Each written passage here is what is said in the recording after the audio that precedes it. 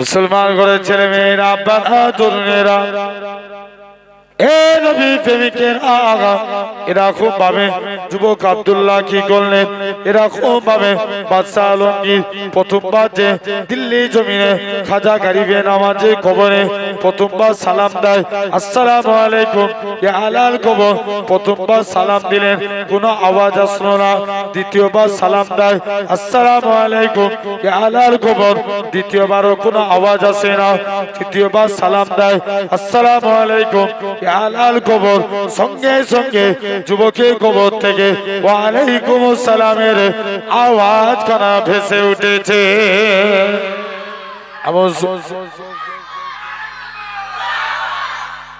মুসলমান ঘরের ছেলে মেয়েরা, খাজা গরিবে নামাজ বলে, ও বাদশাহ আলমগীর বলো তো দেখি তুমি কেন আজকে দিনে? বাদশাহ আলমগীর বলে, হুজুর আমি আপনাকে সালাম দিলাম, কোনো আওয়াজ পেলাম না, কারণটা একটু জানতে চাই। বাদশাহ আলমগীর বলে, বাবা শুনে রেখে দাও, তুমি আমাকে যখন প্রথমবার সালাম দিলে আমি রুহানি হালতে মদিনা শরীফে ছিলাম, যখন তুমি দ্বিতীয়বার সালাম আমি দিল্লি জমিনে এরকম ভাবে আস্তে আস্তে করে মদিনা শরীফ থেকে দিল্লি জমিনে চলে আসলাম, যখন তুমি আমায় তৃতীয়বার সালাম দিলে আমি কবরের মধ্যে এসে ওয়ালাইকুম আসসালামের জবাবখানা দিয়ে দিলাম। তাহলে এই তাকওয়া অবলম্বন করা লাগবে। করেছিল দেখো আল্লাহর ওলিরা, পিরানে পীর দস্তগীর গাউসুল আজম বড় পীর আব্দুল কাদের জিলানী রাহমাতুল্লাহ আলাইহি। কোন আব্দুল কাদের? বড় পীর আব্দুল কাদের জিলানী রাহমাতুল্লাহ আলাইহি।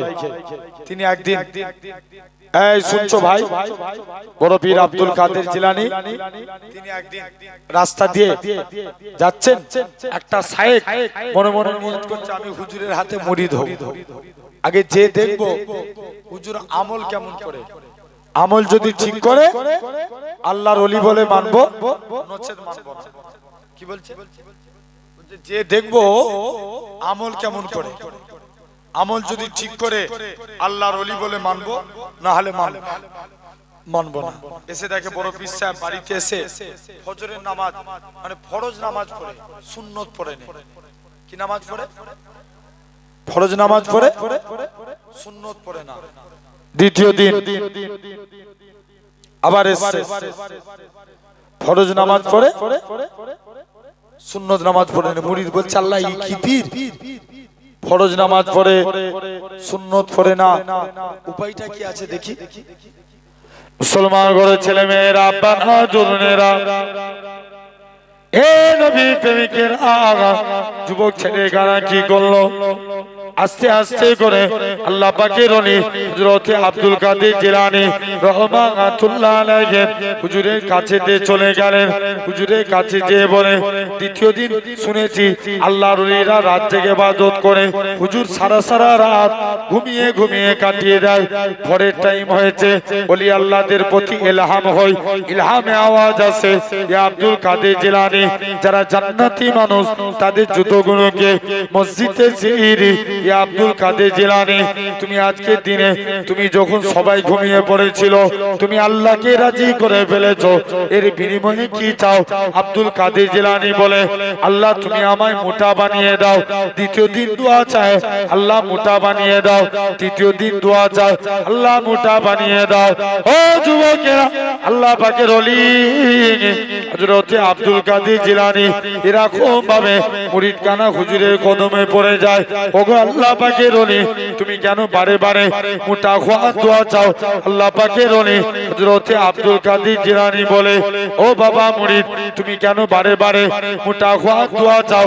আল্লাহ পাকের ওলি হযরত আব্দুল কাদের জিলানী বলেছিলেন, হুজুর গো শুনে রেখে দাও, আমি এই জন্য বারে বারে মোটা খোয়া দোয়া চাই, কেন না শুনে রেখে দাও, কাল কিয়ামতের ময়দানে আমার রাসূলুল্লাহর কোটি কোটি কোটি কোটি গুনাহগার উম্মতিরা হবে, যখন তাদের জাহান্নামের দিকে নিয়ে যাবে, আমি আব্দুল কাদের জিলানী জাহান্নামের গেট বরাবর দাঁড়িয়ে যাব। আমার নবী পাকের একটাও গুনাহগার উম্মতি যেন জাহান্নামে না যায়। দেখেন ইনারা তাকওয়া অবলম্বন করেছিল, আল্লাহর ওলি হয়েছে। চতুর্থ নাম্বার, মুমিন বান্দা হতে গেলে মানুষকে ভালো কাজে যুক্তি দেয়া লাগবে। কি কাজে? ভালো কাজে যুক্তি দিতে হবে। ভালো কাজে যুক্তি যদি না দিতে পারি, জেনে রেখে দাও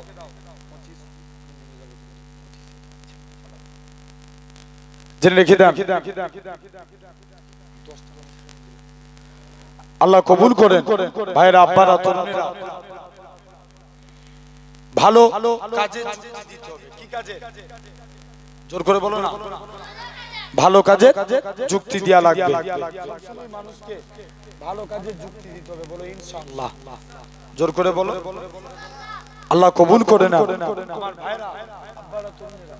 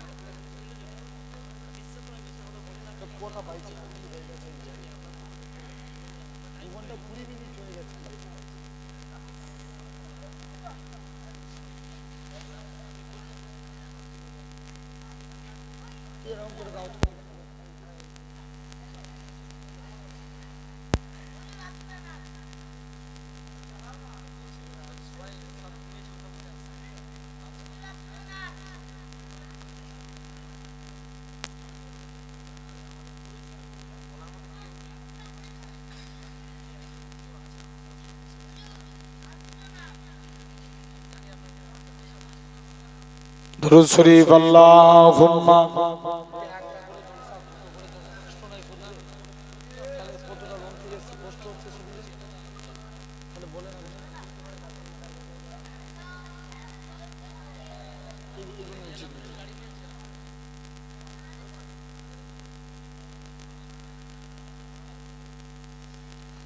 দুরূদ শরীফ আল্লাহুম্মা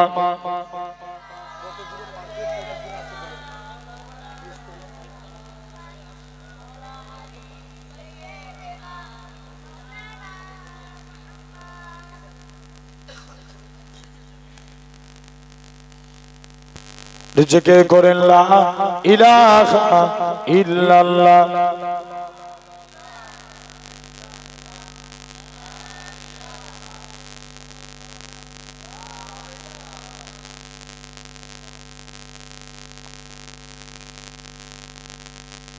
লা ইলাহা ইল্লাল্লাহ, লা ইলাহা ইল্লাল্লাহ। জোরে জোরে লা ইলাহা।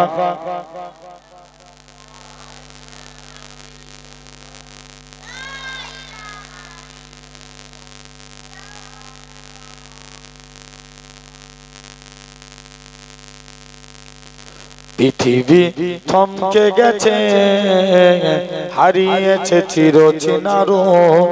পৃথিবী থমকে গেছে, হারিয়েছে চিরচেনা রূপ। থেমে গেছে কোলাহল, ভেঙে গেছে মনোবল। থেমে গেছে কোলাহল, ভেঙে গেছে মনোবল।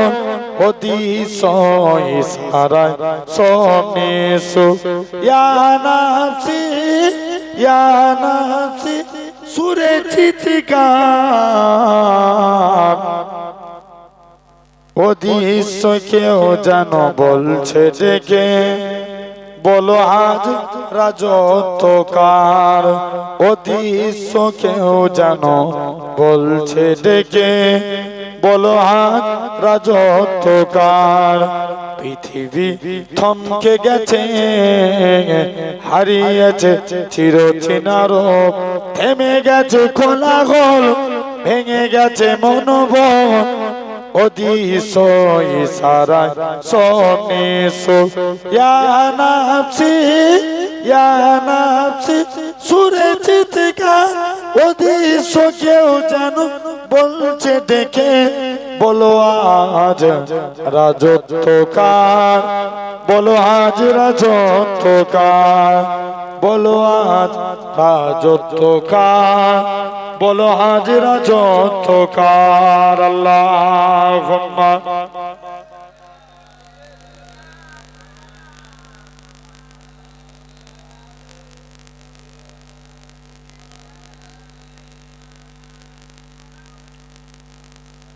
একটা উর্দু বলে যে আলোচনাটা করছি সেটা করছি, এটাই লাস্ট।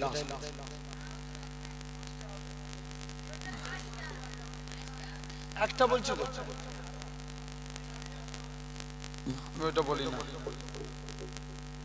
मैं सहाबा के दर पार गया, मुस्तफा का पता मिल गया। जरूर बोलबे ना। मैं सहाबा के दर पार गया, मुस्तफा का पता मिल गया। मुस्तफा के मैं दर पे गया, मुस्तफा के मैं दर पे गया, तो खुदा का पता मिल गया। ये तो मुमकिन नहीं छोड़ दो जिक्र आलोर असहाब का, जिक्र आलोर असहाब का, जिनसे ईमान सब्र खया और वफा का पता मिल गया। और जोर है ना। जिनसे ईमान सब्र खया और वफा का पता मिल गया। मैं सहाबा के दर पार गया, मुस्तफा का पता मिल गया। मुस्तफा के मैं दर पे गया, तो खुदा का पता मिल गया। जिनसे टूटा गुरु रे कमाल, जिनसे रोशन है नूरे कमाल, जिनसे रोशन है नूरे कमाल। ए सहाबा से हमको रुखे और दुआ का पता मिल गया। আরো জোরে হবে না।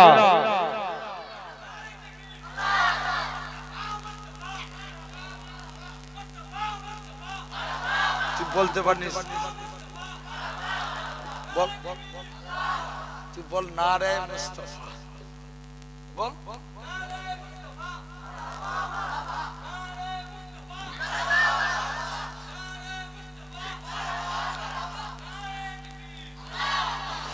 मैं सहाबा के दर पार गया, मुस्तफा का पता मिल गया। मुस्तफा के मैं दर पे गया, तो खुदा का पता मिल गया। जिस जगह जिंदगी को ना हो जिक्र आलोर असहाब का, जिक्र आलोर असहाब का। मैं सहाबा के दर पार गया, ऐसा के मैं दर पार गया, उस जगह का पता मिल गया। अल्लाहुम्मा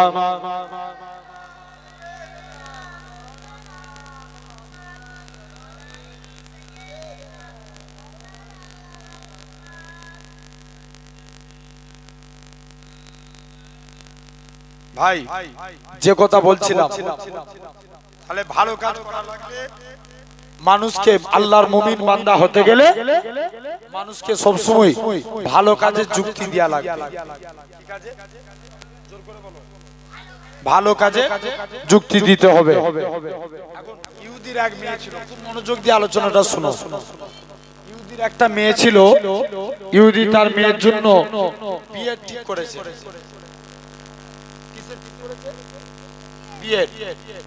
বিয়ে ঠিক করেছে, এমন সময়তে ইহুদি মেয়ের বিয়ে ঠিক করেছে। মেয়ে বলছে, আল্লাহ আমি যার কাছেই যাই সেই আমাকে খারাপ যুক্তি দেয়, তবে নবী কন্যা ফাতেমার কাছে গেলে ফাতেমা কখনো আমাকে খারাপ যুক্তি দিবে না। জোরে বলে, কে দিবে না? ফাতেমা কখনোই খারাপ যুক্তি দিবে না। ফাতেমা কি বললেন? এই শুনছো তো ভাই? ফাতেমা আস্তে আস্তে করে ইহুদির মেয়ে বাপের কাছে বললেন, আব্বা আমাকে একটা দিন সময় দেন। কদিন সময় চাইলো? এই তোর বাবা শুনছিস না, কোন দিকে মন চেয়ে কি আছে? মনোযোগ দাও। একটা দিন সময় দেন। কটা দিন? একটা দিন। বাপের কাছে সময় চেয়ে নিয়ে চলে গেলেন। মনে মনে করছে, যাই আজকের দিনে আমি চলে যাই, আজকের দিনে আমি ফাতেমার কাছে চলে যাই। মুসলমান ঘরে ছেলে মেয়েরা, আব্বা তরুণেরা, নবী প্রেমিকের আগা আল্লাহ নবী বেটি ফাতেমা রাদিয়াল্লাহু তাআলা আনহার কাছে দৌড়ে দৌড়ে চলে আসলেন। ফাতেমা বলো তো দেখি, তুমি আজকে দিনে কি কারণে এসেছো? ফাতেমা শুনে রেখে দাও, তুমি আজকে দিনে কি কারণে এসেছো? ফাতেমা বলে, ফাতেমাকে জিজ্ঞাসা করে ফাতেমা বলতে লাগে, তোমার ব্যাপার কি বলো? ইহুদির মেয়ে কানা কাঁদে আর বলে, ফাতেমা আমার আব্বা আমার জন্য একটা বিয়ে ঠিক করেছে, আমি কি আজকের দিনে সেই বিয়েতে রাজি হব? ফাতেমা বলে, বুনিহুদি বাপ মা সন্তানের জন্য যেটা করে সেটা ভালোর জন্য করে, তুমি এখান থেকে চলে যাও, তোমার বাপ মা তোমার জন্য ভালোর জন্য করেছে, তুমি এখান থেকে চলে যাও। ও যুবকেরা, ও নবী প্রেমিকের আগা আল্লাহ নবী বেটি ফাতেমা রাদিয়াল্লাহু তাআলা আনহা জোর করে ফাতেমার কাছে সেই ইহুদির মেয়ে কাঁদে। ফাতেমা কি করব বলো? বলে, বাপ মা যেটা পছন্দ করেছে তুমি তার সঙ্গে বিয়ে করে নাও, তবে ফাতেমা তোমাকে আমার বিয়েতে যাওয়া লাগবে। ফাতেমা বলে, ঠিক আছে, আল্লাহ যদি রাজি থাকে আমি ফাতেমা তোমার বিয়েতে যাব। যাও, আল্লাহ যদি রাজি থাকে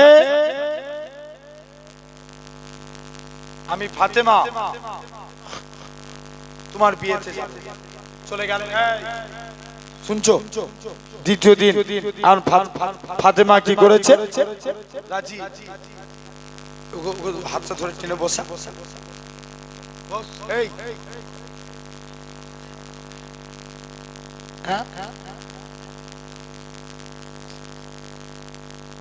চিন্তা করে দেখেন ভাইরা, আব্বারা, তরুণেরা, আলহামদুলিল্লাহ তেমন সুবিধে ফাতেমার কাছে চলে গেল। বলছে, যাই দৌড়ে দৌড়ে ইহুদি তার বাপের কাছে কদিনের সুবি চেয়েছিল, একদিনের সুবি মিটে গেছে। বলছে, যাও তুমি আজকের দিনে ফাতেমার কাছে চলে যাও। ফাতেমার কাছে চলে গেল। বলছে, যাও তুমি এখান থেকে চলে যাও। দৌড়ে দৌড়ে আল্লাহ রাসূলের বেটি ফাতেমার কাছে পৌঁছে গেল।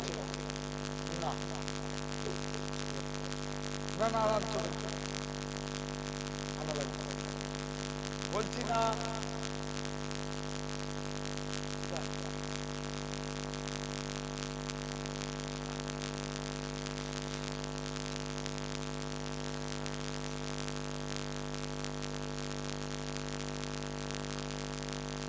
জেনে রেখে দেন ভাইরা, আব্বারা, তরুণেরা,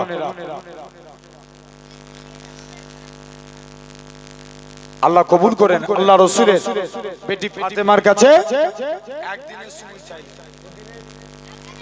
একদিনের বাপের কাছে যে বলছে, আব্বা একদিন সময় চেয়েছিলাম, আপনি আপনার কথা মতো আপনার পছন্দ মতো ছেলেকে বিয়ে করব। বলছে, ঠিক আছে, যা, বাপের কথা মতো পছন্দ মতো ছেলেকে বিয়ে করতে রাজি। দেখতে পাওয়া যায় যুবক ছেলেখানা আস্তে আস্তে করে পৌঁছে গেলেন, বাপের পছন্দ মতো ছেলেকেই আমি বিয়ে করব। বলছে বাপ, বাপ তো ইহুদি বিরাট খুশি। বলছে যাও, ইহুদি খুশি হয়ে তাড়াতাড়ি করে বিয়ের দিন ঠিক করে ফেলে। বিয়ের দিন ঠিক করে বিয়ের দিন ঠিক কমপ্লিট করে এখন ইহুদির মেয়ে কি করেছে, ইহুদি বিয়ে ঠিক করেছে। বিয়ে ঠিক করে আস্তে আস্তে করে একদিন বলছে যাও তোমার সঙ্গে বিয়ে হয়ে যাবে। ইহুদির মেয়ে বলে আব্বা আমি অনেক সবাইকে দাওয়াত করেছি, তবে নবী কন্যা কাকে, ফাতেমাকে দাওয়াত করেছি। ফাতেমা বলে যাও, ইহুদির মেয়ে ইহুদি বলে মা তুই ফাতেমাকে দাওয়াত করেছিস?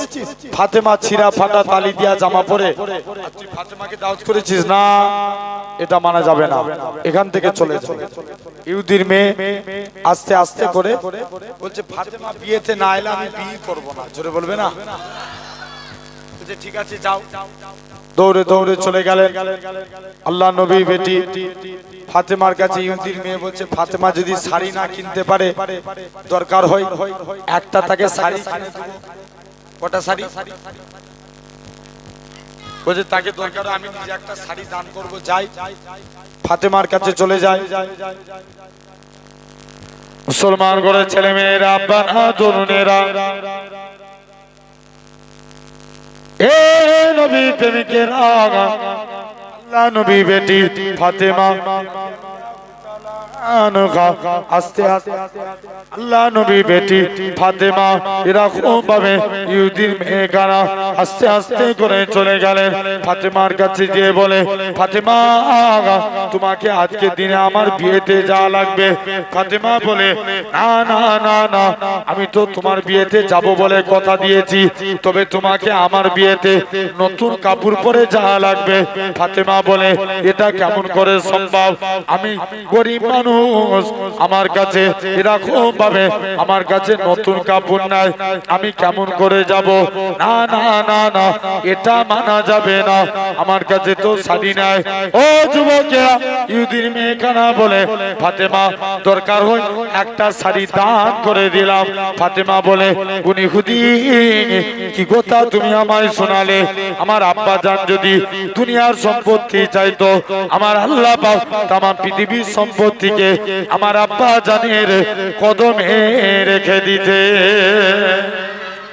ও যুবকেরা, ও নবী প্রেমিকেরা, আল্লাহ নবী বেটি ফাতেমা রাদিয়াল্লাহু তাআলা আনহা দৌড়ে দৌড়ে চলে গেলেন ফাতেমার কাছে গিয়ে। এমন শুনতে দেখতে পাওয়া যায় ইহুদির মেয়ে কানা ফাতেমার কাছে আস্তে আস্তে করে ফাতেমার কাছে চলে গেলে। ফাতেমার কাছে যে বলতে লাগে ফাতেমা তুমি আজকে দিনে এরকম ভাবে আল্লাহ নবী বেটি ফাতেমা রাদিয়াল্লাহু তাআলা আনহার কাছে দৌড়ে দৌড়ে চলে গেলেন আল্লাহ নবী বেটি ফাতেমা রাদিয়াল্লাহু তাআলা আনহা আস্তে আস্তে করে চলে গেলেন।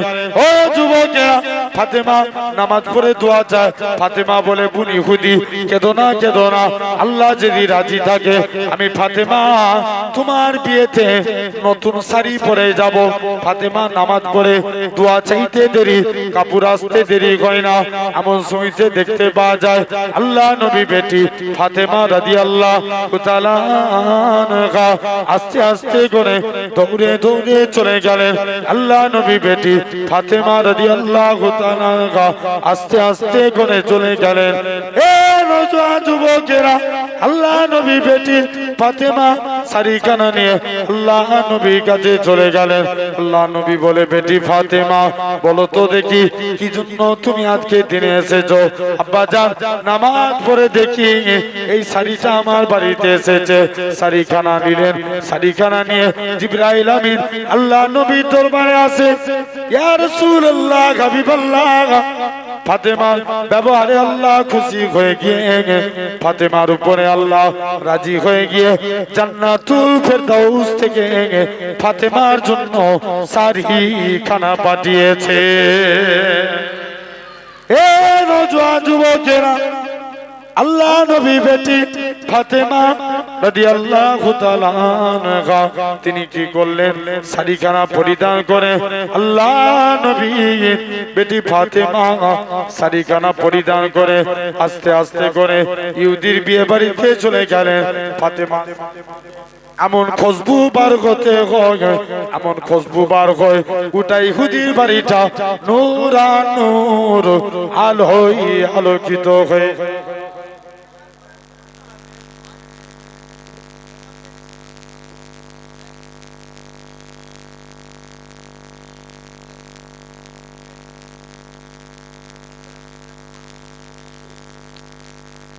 জেনে রেখে দেন আল্লাহ কবুল করেন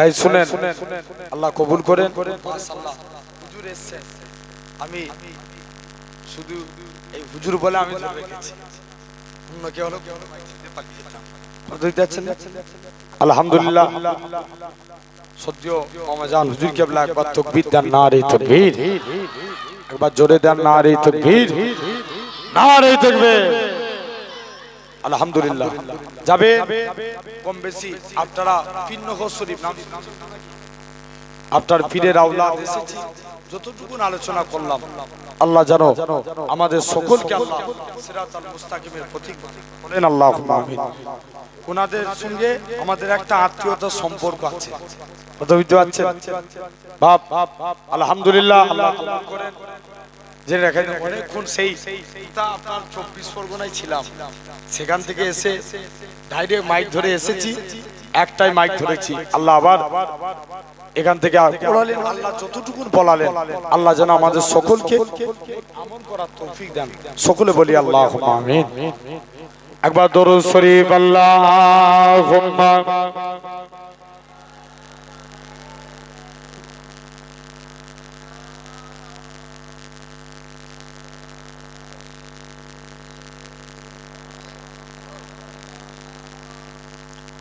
আমি যদি হতাম মদিনার বুলবুলি উড়ে উড়ে দেখিতাম মদিনার দুলি ঘুলি জোরে হবে না আমি যদি হতাম মদিনার বুলবুলি উড়ে উড়ে দেখিতাম মদিনার উলি ঘুলি শুনতাম মসজিদে নববীর মধুর আযান সুরে সুরে উড়তাম মদিনার আসমান মদিনার আসমান ডানা মেলে সাফ করিতাম মিম্বরের বালি উড়ে উড়ে দেখিতাম মদিনার উলি ঘুলি আমি যদি হতাম মদিনার বুলবুলি উড়ে উড়ে দেখিতাম মদিনার উলি ঘুলি হৃদয় শীতল করা সেই মদিনার বাতাস মুছে যাবে মনের জান পেলে সুবহান হৃদয় শীতল করা সেই মদিনার বাতাস মনের জ্বালা পেলে সুবাস পেলে সুবাস মিটবে পিপাসা দেখিলে রওজার জালি উড়ে উড়ে দেখিতাম মদিনার উলি ঘুলি আমি যদি হতাম মদিনার বুলবুলি উড়ে উড়ে দেখিতাম মদিনার উলি ঘুলি দিন রজনী রইতাম চে গম্বুজের পানে প্রাণ ভরে দিতাম সালাম নূর নবীর শানে নূর নবীর শানে গুনগুনিয়ে গাইতাম দরুদের কলি উড়ে উড়ে দেখিতাম মদিনার উলি ঘুলি আমি যদি হতাম মদিনার বুলবুলি উড়ে উড়ে দেখিতাম মদিনার উলি ঘুলি আল্লাহুম্মা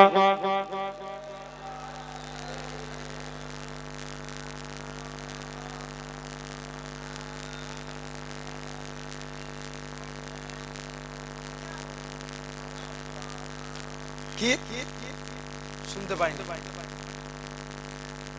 এই তো বললাম তো আজ কেন পৃথিবীটা লাগে এত সুন্দর, সে কোন রূপকারে সাজালো এ চরাচর, সে কোন রূপকারে সাজালো এ চরাচর। চারিদিকে নবরূপী করে ধরা জলমল, সেই রূপ দেখে হয় আখি দই সুশীত, আখি দই সুশীত। কেটে গেছে কুৎসিত নিশীতের দীপঘরে, সে কোন রূপকারে সাজা চরাচর, সে কোন রূপকারে সাজালো এ চরাচর। মারহাবা মারহাবা সৃজনের রহমত, এসেছেন ধরণীতে নুরু নবী হযরত, নুরু নবী হযরত। আলোকিত তাই মাতা আমিনার কুঁড়ে ঘরে, সে কোন রূপকারে সাজালো এ চরাচর, সে কোন রূপকারে সাজালো এ চরাচর। অগণিত ফেরেশতারা ছেড়ে সাথী আসমান, নেমে এসে পৃথিবীতে গায়ে কার গুণগান, গায়ে কার গুণগান। করে সবে জয় ধ্বনি আল্লাহু আকবার, এসে কোন রূপকারে সাজালো এ চরাচর, সে কোন রূপকারে সাজালো এ চরাচর। আজ কেন পৃথিবীটা লাগে এত সুন্দর, সে কোন রূপকারে সাজালো এ চরাচর। আল্লাহুম্মা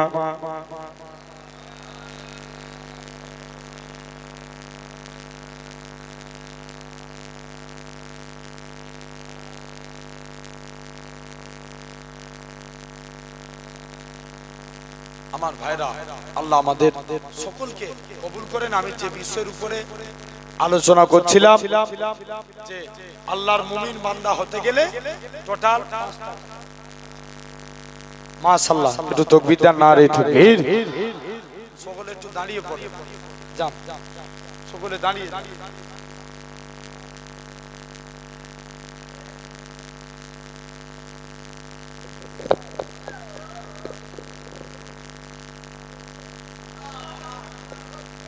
সকলে নারে তাকবীর, জোরে দেন নারে তাকবীর, নারে তাকবীর।